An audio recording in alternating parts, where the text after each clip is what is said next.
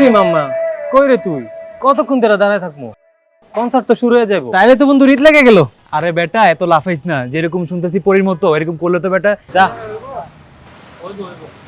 পারলে তো ভালো। দেখা যাক কি করে শালা। বোবা, হ্যাঁ কথা বলতে পারো না? বিয়ান সাহেব, আসসালামু আলাইকুম বিয়ান সাহেব। এক্সকিউজ মি, বলে দিবেন যে আমার বন্ধুর সাথে যেন ভালোভাবে প্রেম করে, নাইলে কিন্তু ঝামেলা আছে।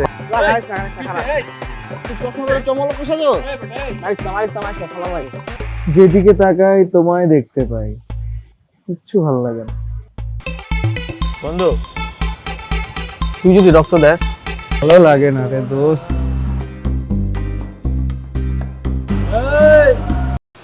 না দুলা ভাই, আমি তো কোচিং এ যাই নাই। আমার তো বাসায় গেস্ট আসছে আর আমার আম্মু তো একা, এজন্য আমি যাই না। আমার পড়াশোনা সবকিছু বন্ধ করে দিবে, তখন আমি কি করব?